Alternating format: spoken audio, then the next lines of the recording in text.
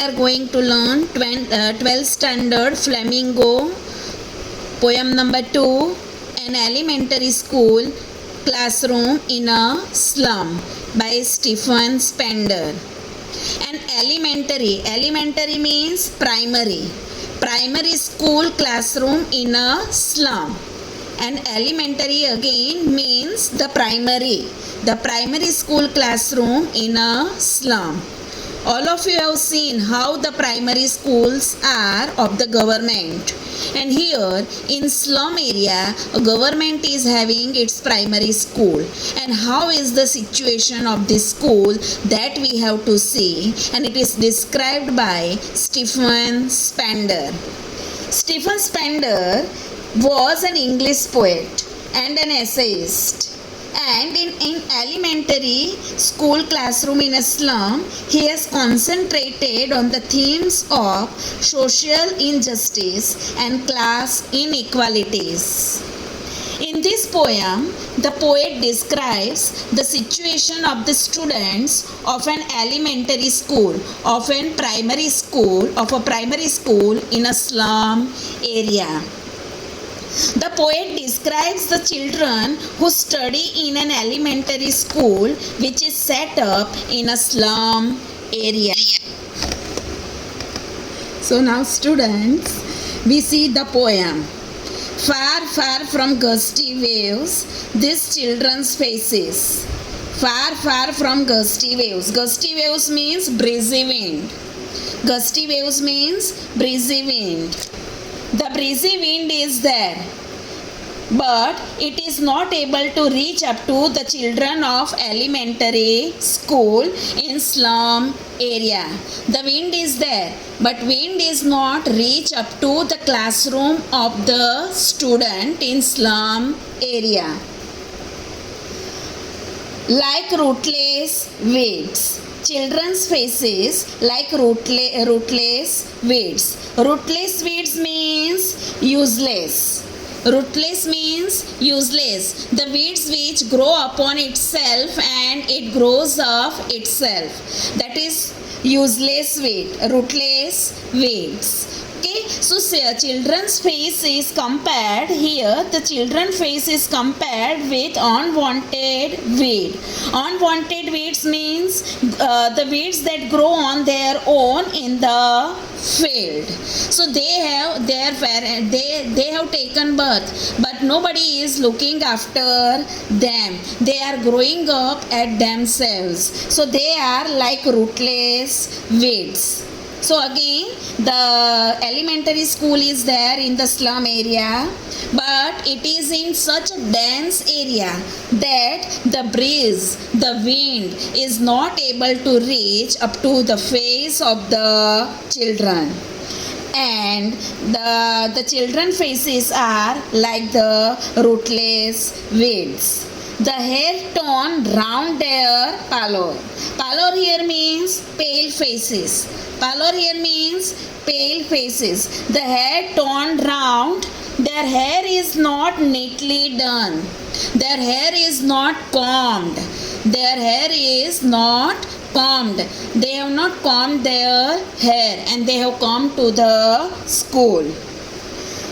The hair torn round their pallor. Pallor means pale faces, and it falls. The hair falls on their pale faces. As their hair is not combed, their hair is falling on their pale faces. The tall girl with her weighed down head. And how are the children? Here the children are described. How are the children? Here he says that one girl, there is one tall girl. And how is she with her weighed down head? Here the girl is described, tall girl is described. She seems to be burdened by poverty. She is burdened by poverty. She is bent down due to poverty and hard work. Her head is bent down of tiredness. Okay, so she has bent down. The tall girl had bent down due to poverty and tiredness. Why tiredness? Because she has to work hard for her family, and that's why she has bent down. Then another boy is there, the paper seeming boy with rat's eyes. Then he says that paper seeming. Paper means, how is the paper? Very thin. The paper is very thin. So here there is one boy who is very thin like paper. If the wind comes, he will fall down. Such type of condition is there of that boy. So here the poet has says that there is a boy who is paper seeming. Paper seeming means very thin. So there is a boy who is weak and thin.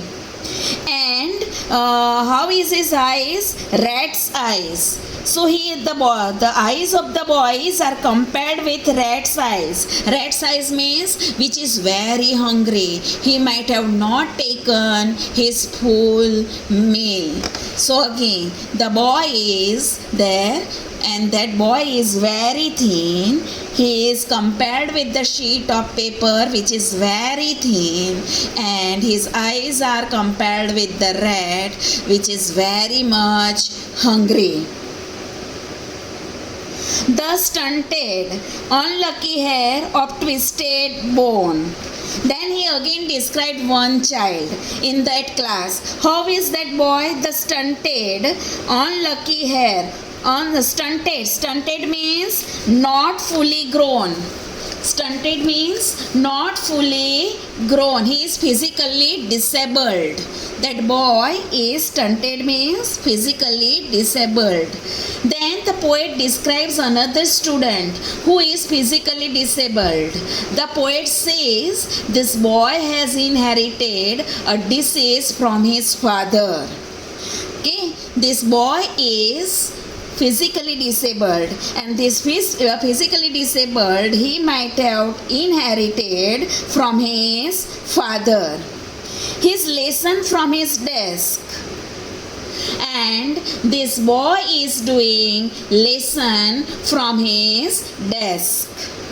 At back of the dim class, one unnoted, sweet and young. Then he also describes there is one boy who is on the last bench of that classroom, and he is unnoted. Unnoted means unnoticed. This boy is unnoticed. How is this boy? He is sweet and young.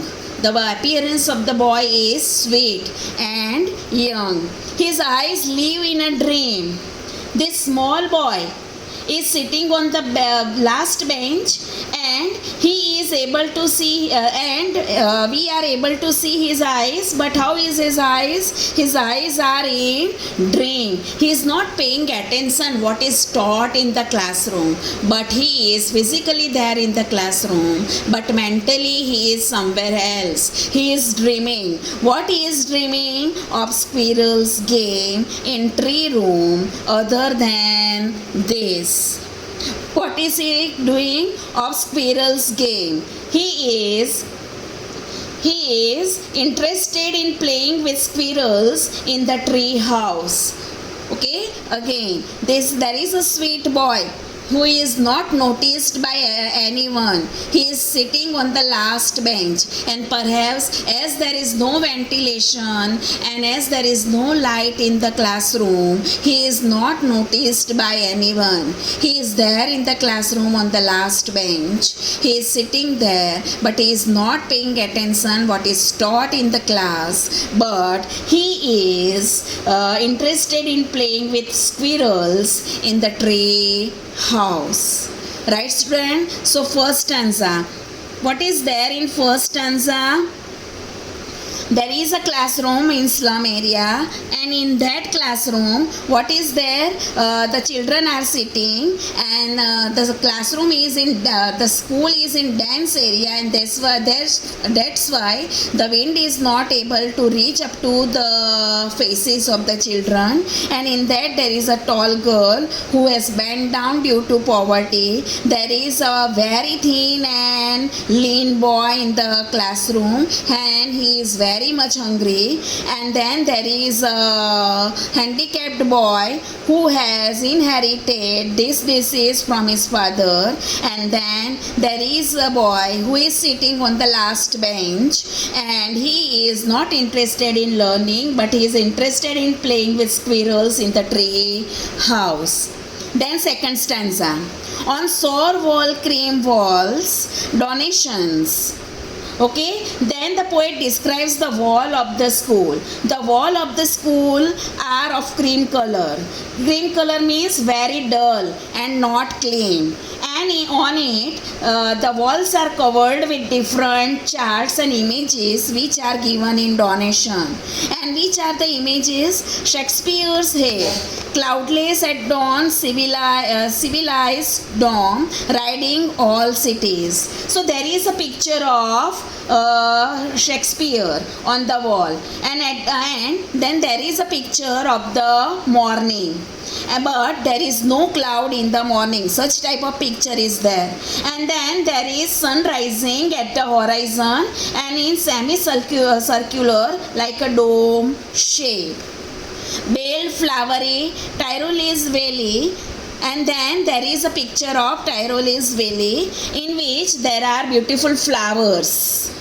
Open-handed map avoiding the world its world. Then there is the image of the map. Open-handed map avoiding the world its world means there is the image of map which helps all its own way to the student at how the world is. But for these children, the map of the world is irrelevant, right? But for these children, their world which is shown in the map is not their world, and yet for these children these windows not this map their world. But for the children, the scenario which they see from the window of the school is their world, means their slum area is their world. The map which is showing the whole world is not their world, where all their futures painted with a fog, and the slum where the leaf is different from what is shown in the map.